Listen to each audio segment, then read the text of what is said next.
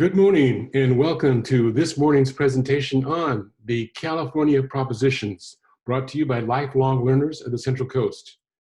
I am your host, Ed Cabrera, and my primary objective is to make sense of the voters' general election voter information guide. There is quite a ways to go on this, a number of ingredients to talk to you about today. For example, we'll be talking about the history of the initiative process and of the progressives' effort to turn the state of California into a state run by the people. We'll talk about the mechanics of the proposition process, also the differences between, for example, propositions, referendums, recalls, constitutional amendments, all the nuts and bolts of the process. Pointing out the controversy on the way for this year's 2020 ballot, we'll deal deeply into each and every proposition. This is a two-part presentation. We will deal with a number of propositions today, and the following Tuesday, we will finish with the remaining propositions. And most importantly, we will end every proposition discussion with the pros and cons of each respective proposition. First of all, the history of the process. Once upon a time, the state of California was the fiefdom of the Southern Pacific Railroad. What was good for Southern Pacific Railroad was good for the state of California. And bribery was rampant in Sacramento. And it was not exactly representative of popular sovereignty and of democracy. Well, it took this gentleman, John Randolph Haynes, to begin a progressive movement in California in the early 1900s. And he pushed forth the idea of, first of all, a primary so that the people could decide on the candidates and the people could decide on legislation instead of the smoke-filled rooms of Sacramento controlled by Southern Pacific Railroad. And it was this gentleman here, Hiram Johnson, who led the parade. He was the progressives' gubernatorial candidate in the special election of, well, first of all, the primary election of 1910. And it was a sweeping victory for the progressives. They turned everything inside out and they came up with their ideas of the initiative, the referendum, and the recall. The initiative, where people were to begin the process of lawmaking, the referendum, where the people would review any laws passed in Sacramento, and if it was not to their liking, they had the power to recall any office holder. And this was all approved in a special election in October of 1911. California is turned upside down, and the manacles of the Southern Pacific are rested. So let's talk about the mechanics of the measures. Okay, if you want to put something on the ballot, there are two ways to do this. First of all, you as an individual, and the truth be told, you're going to have the aid of lawyers and other professionals and special interests to write this law. And you send it to the state attorney general along with your check for $2,000. If it is eventually qualifies for the ballot, you're going to get this $2,000 back. So this is done by the people. On the other hand, the legislature can pass a bill. Now, if you want to put it on the ballot, you're going to require a 2/3 vote. Then it goes directly to the ballot. It is in yellow there that we're going to skip the next 5 steps for this particular route. So the legislature passes a bill, it's going to skip the following 5 steps. If you're an individual, first of all, you're going to have to get a name and description for your initiative. And it can be controversial because if you get a title for your proposition, which some people think is misleading, then it could be detrimental to your cause.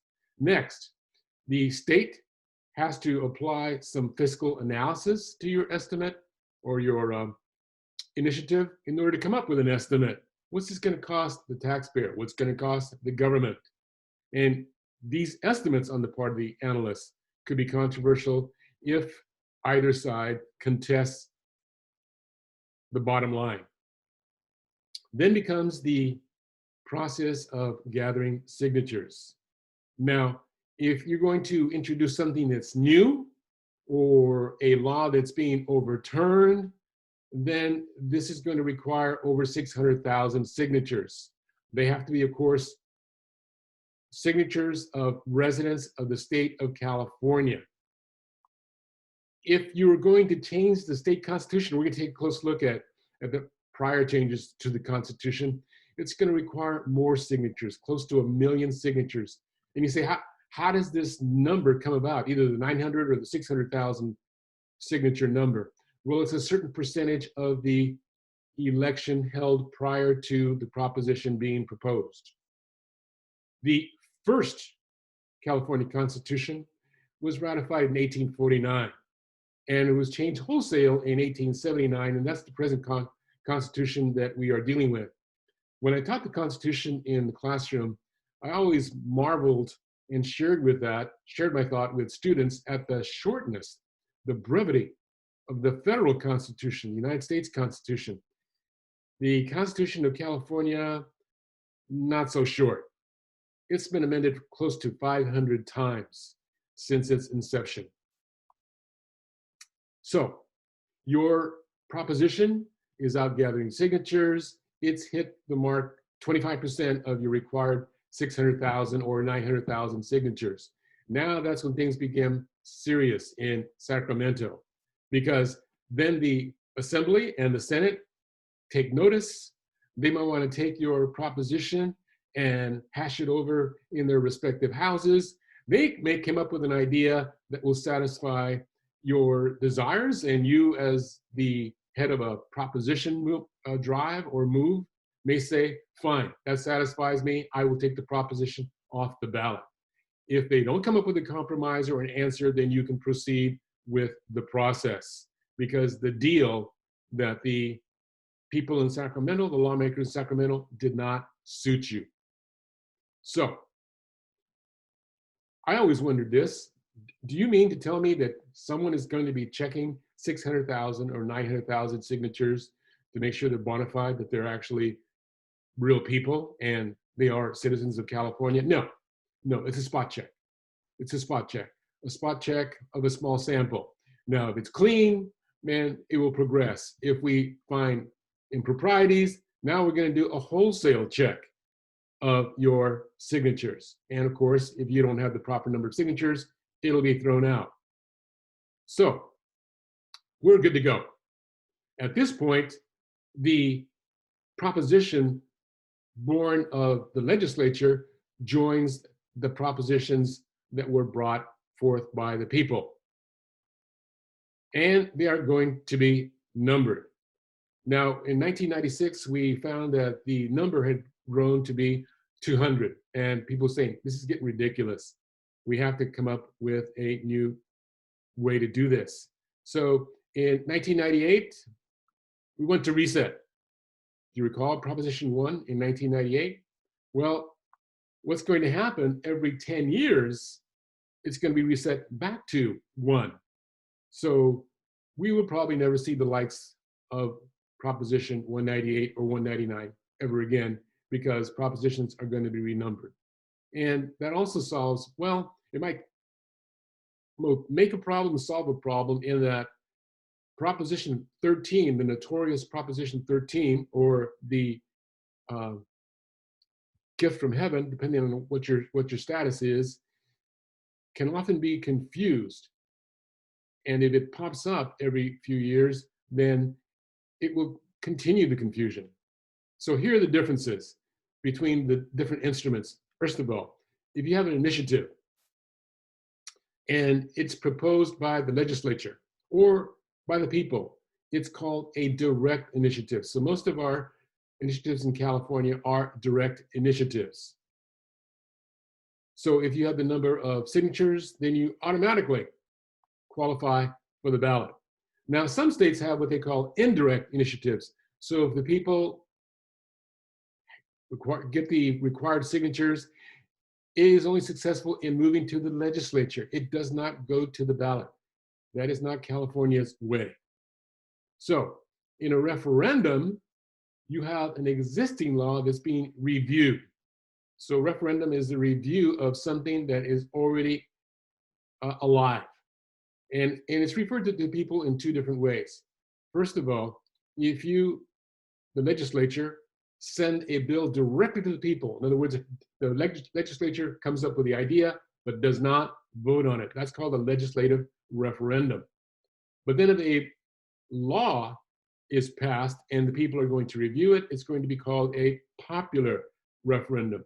Either way, it is born in the legislature, but in the case of number one, it is not voted on. In the case of number two, it is voted on it. And California is not alone in this process. There's 23 other states. So if you're going to amend the Constitution, it's got to be approved by the people. But laws can be approved by the legislature or by the people, but an amendment by the people eventually.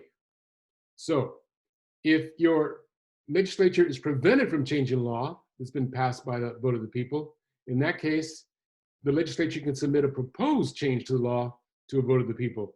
This is a legislative amendment.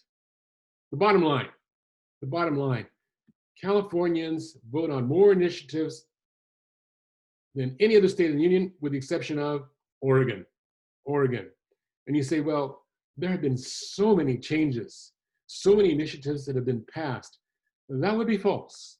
That would be false, because of the 1,600 plus initiatives that Californians have considered over the years, only 20% have qualified for the ballot, first of all, and only of those 20%, only 116 of the 1,600, 7% were approved. So the batting average is not as good as you might think. In other words, that it's only one per year that actually makes the cut. All right, how do people decide? How are you going to vote on these propositions? Well, a lot of people say, I'm going to find out the people who I trust, the people who do their homework, what they have to say. People who are going to be affected. So if I'm a businessman, maybe it's the Chamber of Commerce. Nonpartisans often look to the League of Women Voters. Even though they're not allowed to proselytize on the pulpit, you could go to your minister or your priest, your rabbi, for information and guidance. It could be a champion of liberal causes like the ACLU, or maybe even a vocation that you trust. Could be teachers, could be policemen, could be firefighters. Or you can be like a lot of people say, I'm looking for that magic word. Is there a bond, another bond? Are my taxes going to be affected? If so, I've already made up my mind. I don't have to read anymore, because there's that magic word. Now, of course, you could be affected pro or con on that situation. You could say, I'm a lifelong Republican. What does my party have to say about this? They say no on this proposition. My decision has been made.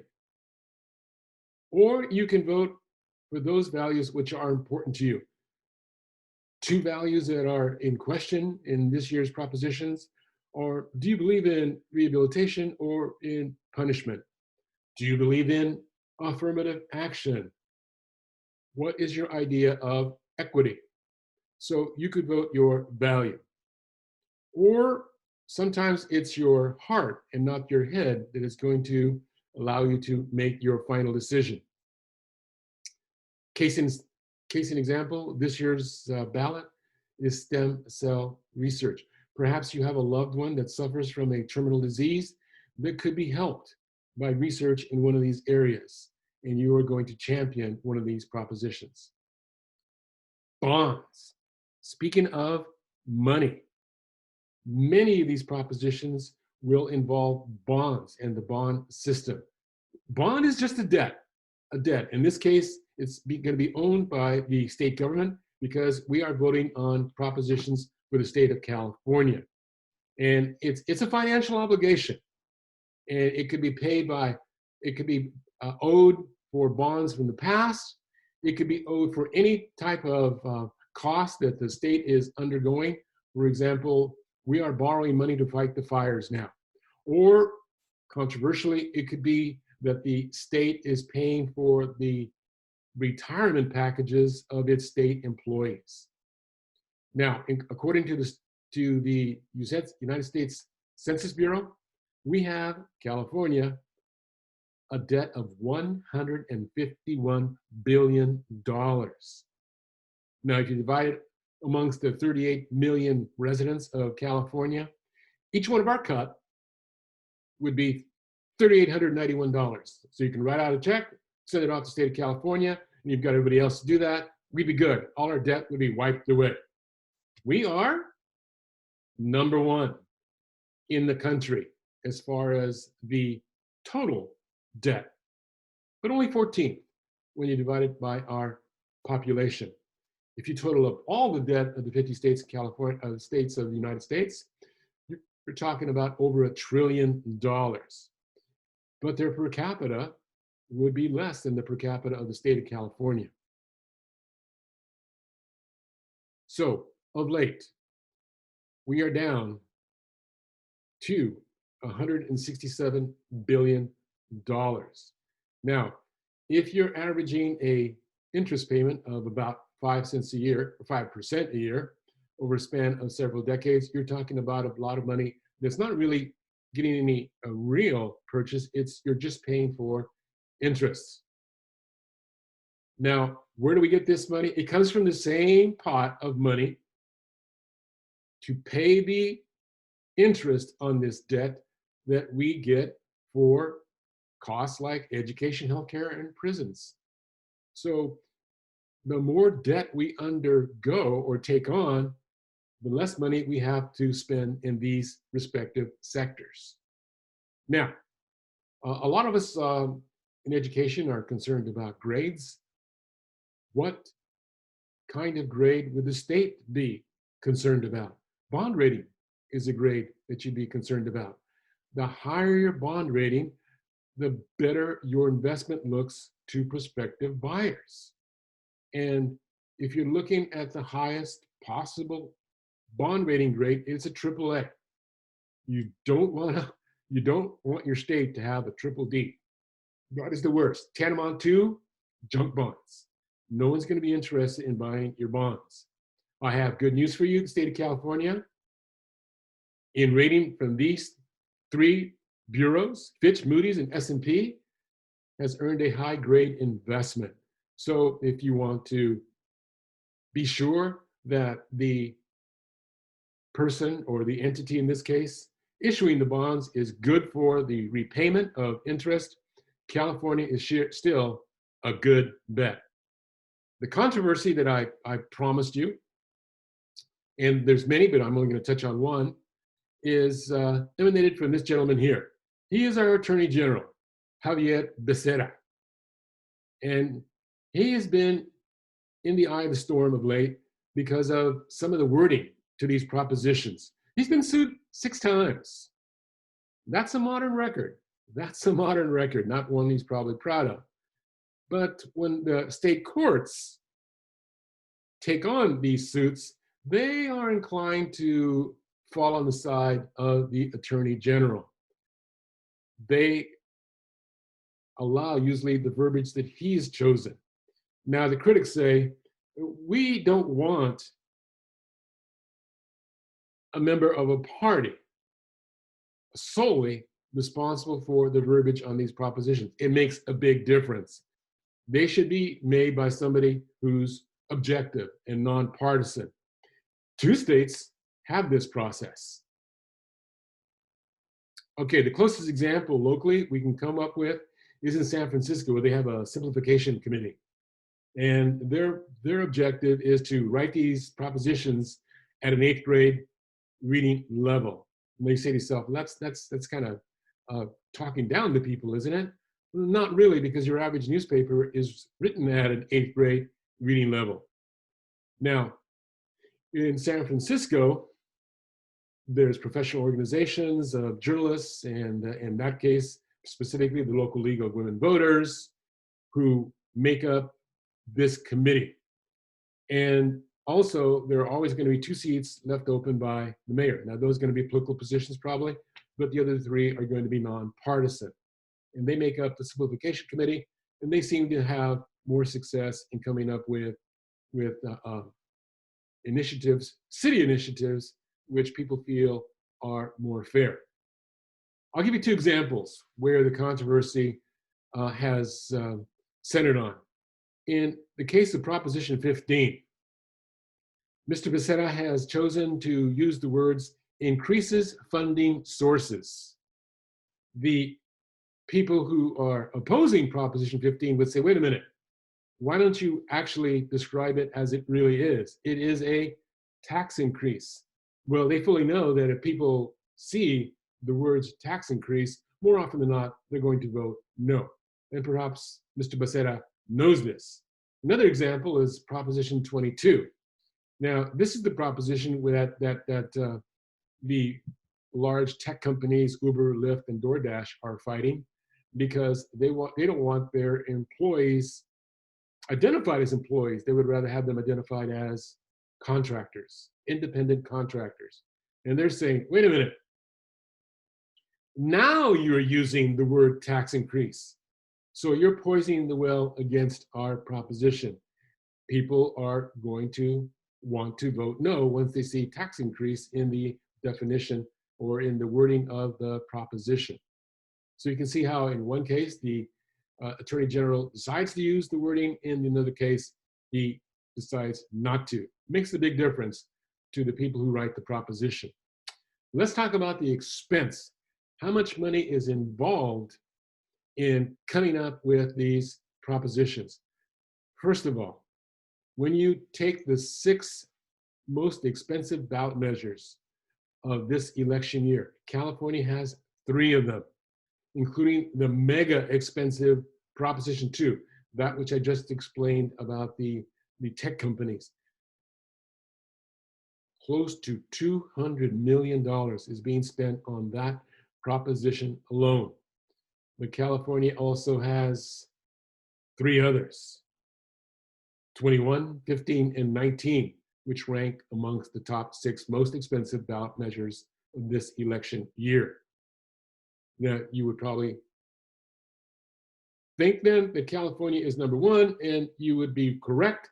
Number 1 by a far measure. Look at number 2 is not in the same constellation. How have we been doing the last 2 elections? Well, the election of 2016, which was the last presidential election, we had 18 propositions, and the average spent on each proposition was $27 million. Less spent in 2018 because it wasn't a presidential year. So there's less interest, there's less of a voter turnout. And you average them out, you'll find that it's $25 billion a year. No, I have to correct myself again. Math is not my strong suit. $25 million a year or per proposition spent. Time to get to the propositions. We are going to identify the types, how they originated, give you a little history and background to each proposition. We'll identify who are the major parties, the major organizations that are backing and fighting the individual propositions. Someone said, follow the money. Who is spending the money on these propositions? And you'll get a good flavor for them. And then, of course, what you want to hear, what are the pros and cons of each individual proposition? What I've done is I've organized these propositions in themes. First theme I have is race and civil rights. So I think a couple of the propositions fall under this heading. Specifically, Proposition 16. It is a constitutional amendment, so it had to go to the people. And this came to us by a Democrat from San Diego, Shirley Weber. And frankly, most of these propositions will come from the Democrats, because the Democrats hold a huge majority in both houses of the legislature in Sacramento. Now, if you look back at 1996, not that long ago, the state of California passed Proposition 209, and it banned affirmative action. And they had found out that some of the universities were considering race and ethnicity when it came to admission, and also to giving programs to individual students. And they also identified that public entities were also utilizing policies that were supposed to help the hiring, increase the hiring of people of color and women. But then people approved 2009. So all those practices that I just mentioned were either discontinued or modified. This happened in 1996. Now, as a result of Proposition 2009, we see numbers dropping at the state's universities when it comes to Black and Latino student enrollment. Now, you want to know that the opponents of this proposition say, look, federal constitutions already give equal protection to minorities. And there are exceptions to Proposition 2009 that if you are a member of a sex, let's say you're a female and you are occupied at a institution like a correctional facility, there are leeways made according to sex. So there are characteristics where you need to meet certain requirements to receive federal funding. The state still has goals for certain groups of people, like businesses owned by minorities or by women. Okay. What would this do? Well, it's going to set the clock back to the passage of 2009. So it's going to allow public agencies to take, once again, race and characteristics into account when you either admit someone to a university or when you're talking about hiring or contracting decisions. Who is for this proposition? The CTA, the powerful California Teachers Association, the Martin Luther King Jr. Center, the League of Women Voters, and the president of the Mexican American Legal Defense and Educational Fund, and also Equal Justice Society. Who is against this? Well, it's interesting, another minority, but in this case, it's Asian Americans. Asian Americans, they have been very vocal about this. They're saying, wait a minute, if you give precedence to Latinos and Blacks, it's going to be at the expense of Asians, because if you're talking about numbers, I put in quotation marks, people say that Asian American students are overrepresented and they don't need help. Case in point, in the UC system, Asians outnumber whites 40% to 38%. So their contention is that if you're helping one minority, you are hurting another. What's the cost going to be to you? It depends. It depends, because it depends on the implementation of these policies. And it depends on the people who are going to take advantage of them in 3 different sectors. When it comes to the schools, or you're talking about the state employees, or when it comes to a state contracting to a private concern. It depends. How much money is involved in this proposition? We're talking about $12 million ponied up to support this proposition. Now, Quinn Delaney and Patricia Quillen, they're individuals who are endowing this fight, individuals who have considerable resources and find that this is something that they want to champion. Steve Ballmer, you might know, he is the owner of the NBA team, the Los Angeles Clippers. And I find it interesting that California nurses are donating $300,000 to this cause. Now, against this proposition, in every election, not just this election, you'll see an organization like Californians for Equal Rights. Well, you could use this name and be a proponent of this proposition as well. It's going to be an organization that's going to be born specifically to fight this proposition, and you'll never see it again. So it's made up usually of other concerns. It's a coalition of people who are fighting this proposition.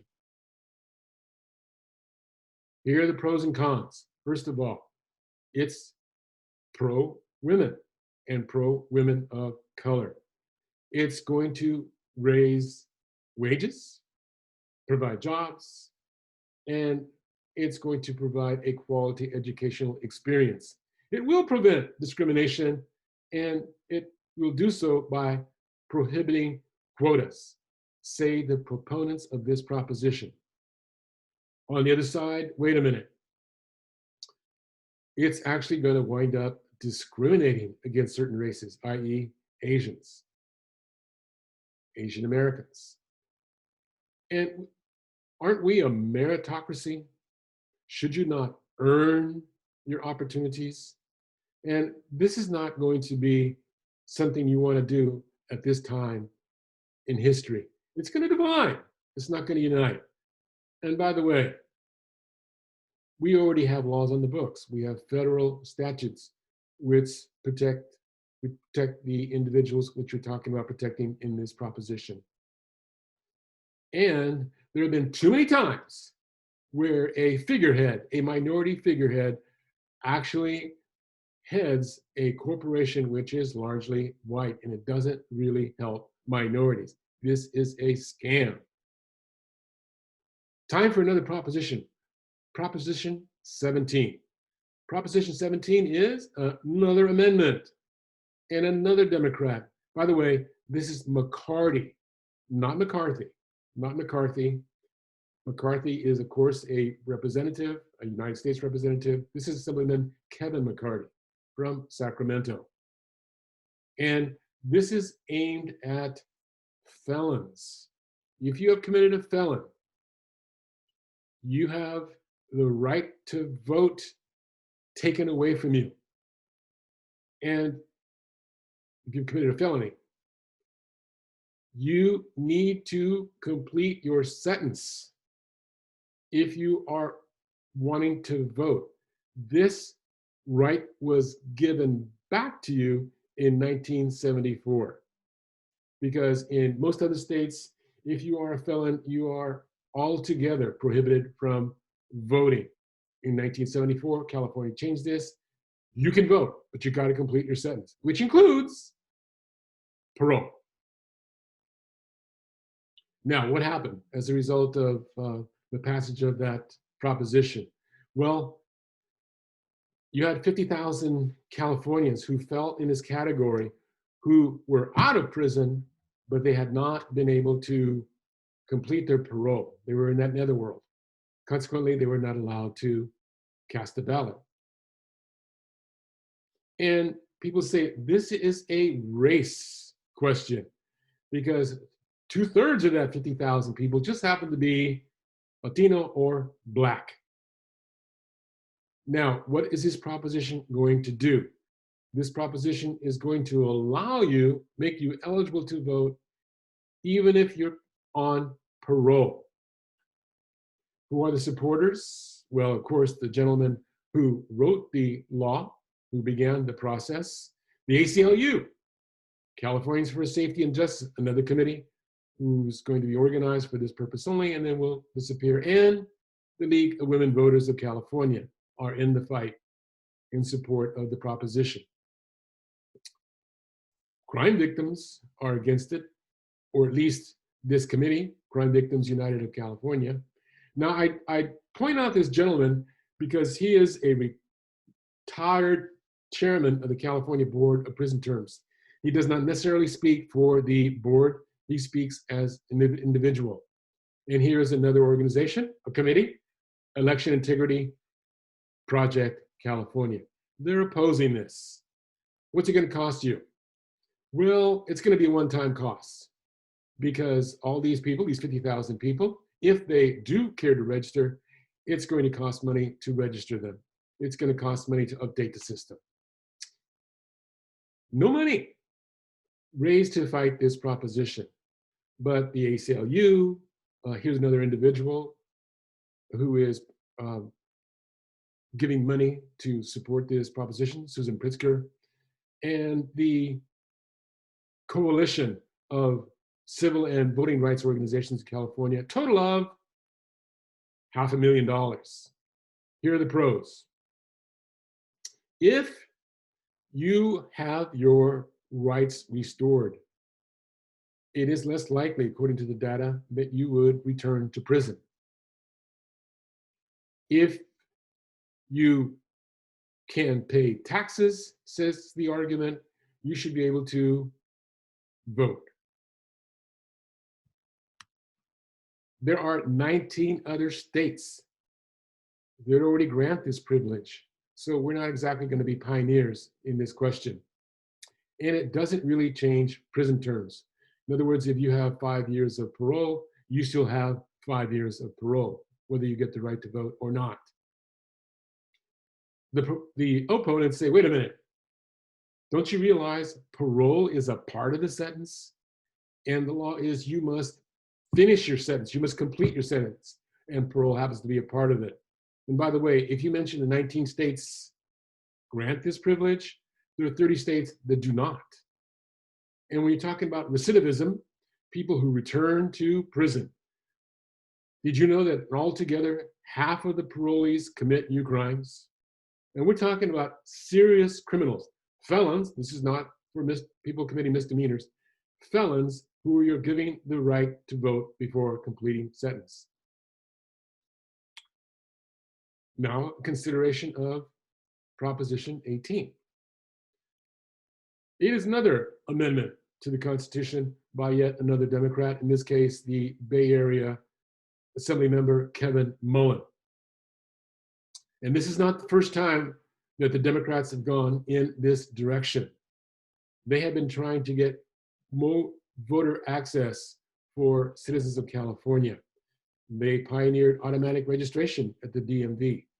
I, in the classroom, had the privilege of registering 16 and 17-year-olds. And I think that was a high point of my career because I love seeing the palpable excitement on the part of 16-year-olds who knew they weren't going to be voting, but they were going to begin the process of registering. So Democrats have been going in this direction. You should know that this particular proposition has been tried 6 times, to be specific, to be put on the ballot, and they have finally put it on the ballot. Now, here's what's going to happen. If you are a 17-year-old, like in the case of 2020, and you are 17 in March, you could have voted in the primary, the March primary, as long as you would turn 18 before November 3rd. Any primary election which you turn 18. Of course, California has a habit of moving their primary along, so that might be a moving target.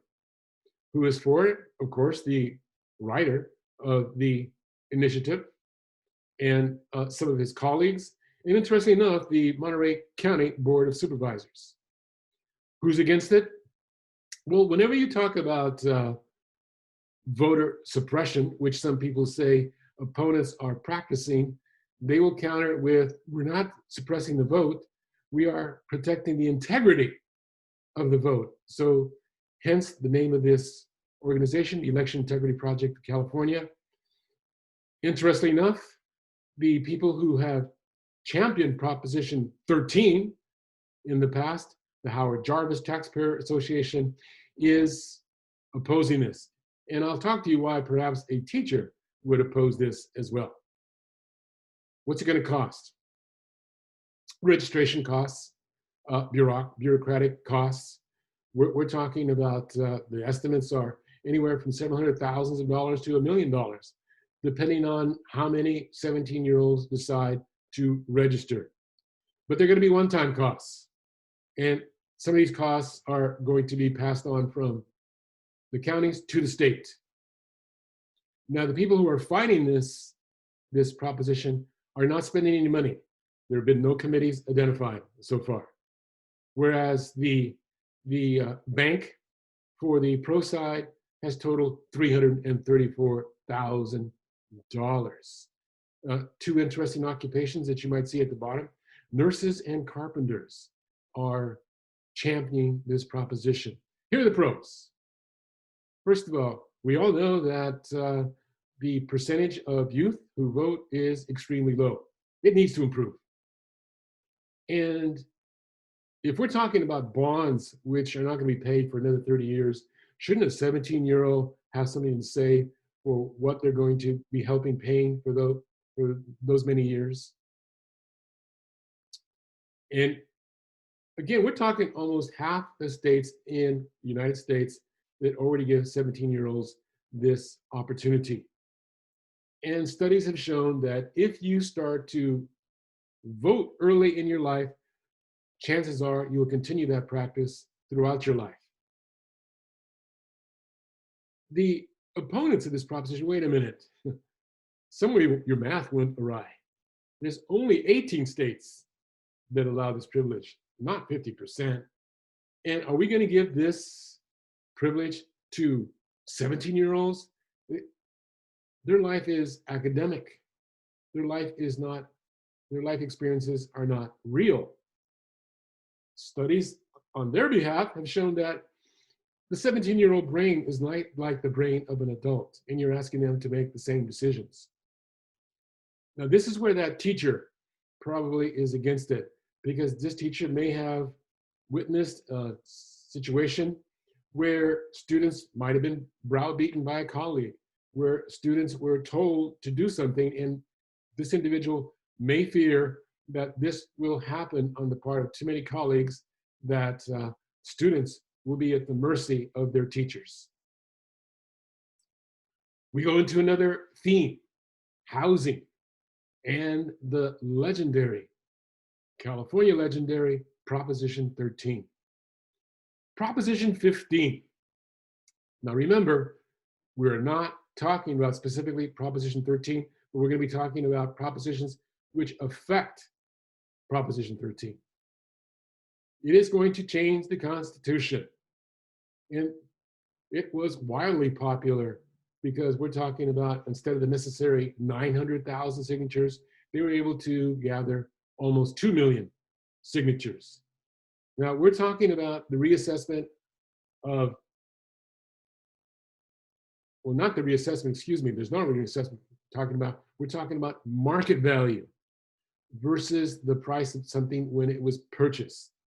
And this would raise property taxes overall in the state of California because it's going to be applied to large businesses.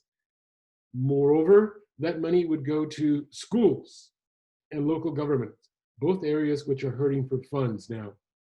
And the claim is it would decrease taxes on business equipment. Here is the history. Once again, we're talking in 1978 about the passage of Proposition 13. And it was passed in order to place a cap, because as the price of housing went up, the assessment price went up, then also taxes were going up, and they were getting out of hand, which started the anti-tax revolt. But in doing that, it kind of put a straitjacket on city and county budgets. So Proposition 13, it tied the payments to the original purchase price. And people have been benefiting ever since, if they were lucky enough to purchase their property long ago. And both parties, Republicans and Democrats alike, have been loath to repeal Proposition 13 altogether, but they have tweaked it. They have been making changes ever since. In fact, Proposition 13 has been amended 9 times. One of the ways it was amended was that you were allowed to transfer your tax base from one property to another, as long as your new property was equal or less than the value of the old home. Personally, I was affected because I moved from Atascadero to San Luis Obispo. The price of housing was greater. I was not able to transfer my old tax base because my property was higher, not equal or lower. Now, one of the changes also was aimed at helping older and disabled homeowners and people who were victims of natural disasters like the recent fires or even contamination like asbestos. Even more amendments allowed people to use the tax base of grandparents in the case where they inherited property. But none of these changes to Proposition 13 changed the reassessment, which is what is happening now. We are talking about changing the reassessment of property. Who is helping? Who is behind this? Well, the educational institution, also minorities, public health institutions, the League of Women Voters, and in this case, the Black Chamber of Commerce. But interestingly enough, it's the NAACP, which is against this proposition, and the California Taxpayer Association, and the ever-present Howard Jarvis Taxpayers Association, the originators of Proposition 13. What's it going to cost you? Well, the county assessors are going to be working overtime if this passes because, of course, the assessment on a great number of properties is going to change. More monies are going to be made available to entities. And what would happen is that the state would eventually have to loan money to counties to cover this initial changeover. Now, here's an interesting name. If you look under the pro column, we're talking about $40 million spent to pass this change, this proposition. The name that I'm talking about is Chan Zuckerberg Institute. Yes, that's Mark Zuckerberg from Facebook fame. Him and his wife, Dr. Priscilla Chan, are backing this proposition. Another name which you're going to see quite a bit on your pamphlet is the SEIU, which is a huge union. We're talking about 700,000 members who are a member of this coalition of individual unions. They are pulling up $7 million, in addition to their local chapters, for a total of $12 million to pass this proposition. Howard Jarvis again is fighting this. So is the California Roundtable. And what's confusing to people is that if you hear the pro side, it's going to help farmers. The con side is where the money is being spent on behalf of farmers and by farmers. This is the coalition of farmers who are putting up close to 600,000 to fight this proposition. Here are the pros. There are loopholes in Prop 13. It's going to close those loopholes, say this proponent. It's going to cut the taxes of small businessmen because this, I have to repeat, this proposition is aimed at large property owners, not small property owners. And the assessment and the taxes that are going to be collected as a result of that are going to be going to schools and local businesses and county governments, local governments. It is going to be aimed at gaining equity, both economic and racial. And it's going to be transparent. They claim, the proponents, that it's going to protect agricultural land. Anytime anything comes up that involves Proposition 13, the opponents are going to say it's going to repeal the intent of Proposition 13. Everyone's cost of living is going to be increased because even if you affect the assessment of large landowners, those eventual costs are going to be trickling down to the individual taxpayer. So this is going to make inequality even worse, not better. And this is not really aimed at our current budget prices. In fact, the timing is bad, say the opponents of Proposition 13. And it's not going to be transparent at all. It doesn't have teeth. It lacks accountability. And farmers would be hurt because every step of the process of bringing their product to market is going to be taxed, according to the opponents of Proposition 13. I'm sorry, the proposition which is going to change Proposition 13. Proposition 19. Another constitutional amendment by another Democrat, Kevin Mullen in this case from the Bay Area. But it's also sponsored by California realtors. What's it going to do? If you're 55 or over, or disabled, or a victim of natural disaster, you can take your property tax when you sell your old home and transfer it to a new home. It's also going to limit the ability of new homeowners who inherit properties to keep their parent or grandparents' low property tax payments. What I mean by that is if my grandparent gives me a property, I am no longer going to be able to use their tax base.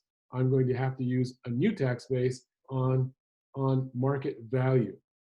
And this proposition will take the monies that are raised as a result of this change and donate it to the State Fire Response Fund. Okay, this also has a history of different propositions which had prior addressed this situation. They're all very popular propositions. In 1986, Proposition 58, for example, was approved by 75% of voters. And this dealt with reassessment on transfer between parents and children. It was already addressed, say some people. In 1992, we went to the Supreme Court. There were people who were saying Proposition 13 was unconstitutional, but the Supreme Court said it was not unconstitutional. It did not violate the 14th Amendment. And in 1996, a further change. This also was approved by a large number of people, 67%, which extended the transfer protections to, once again, the grandparents and grandchildren. And this proposition, Proposition 5, was defeated by another large majority, which would have this transfer calculating property tax values anywhere in the state, not just locally within the county, but if you moved from Redding, for example, to San Diego. And it was defeated. So that did not occur. And one of the reasons it did occur in 2018 was because supposedly it would have cost schools $100 million annually. Here's the background. Why did the realtors put a similar measure on this? Because they're thinking that people are going to be trapped, that older people, in fear of losing their tax base, will not want to give up their homes, and consequently, new families are going to be locked out. They're also saying that this measure would benefit those areas in need in California, schools, counties, and cities.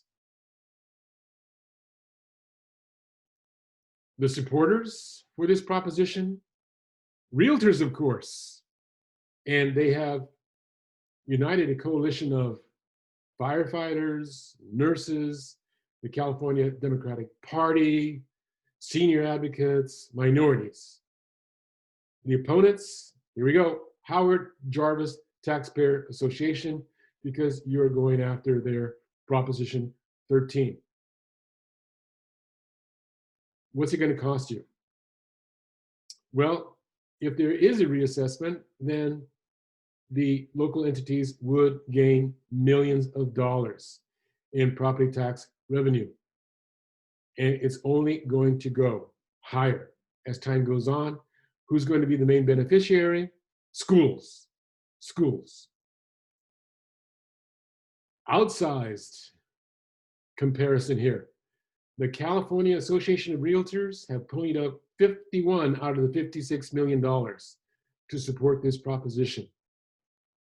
Meanwhile, Howard Jarvis and his coalition have managed only $45,000 to fight this proposition. Pros, we're talking about protecting the tax base for seniors, enabling them some more flexibility. We're going to close those loopholes.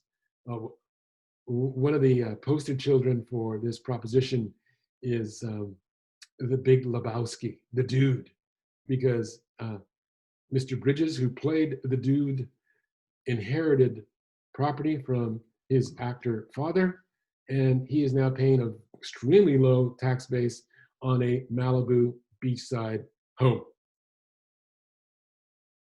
It's also going to increase funding for schools and fire protection. Interestingly enough, members of both parties support Proposition 19. A change to Proposition 13 threatens the entire sanctity of Proposition 13. And it replaces it with a tax increase. Tax increase. People who inherit property from their grandparents, because of the increased taxes, will not be able to retain that property. In some cases, you're talking about a farm that has been in the hands of a particular family for generations.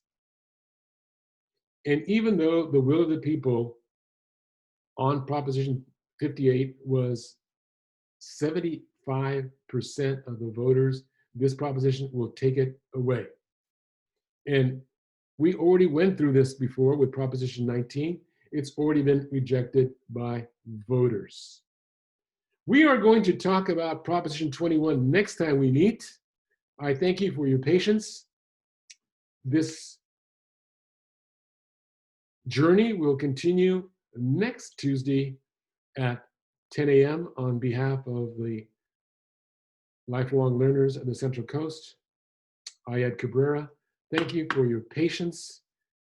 We shall see you next week.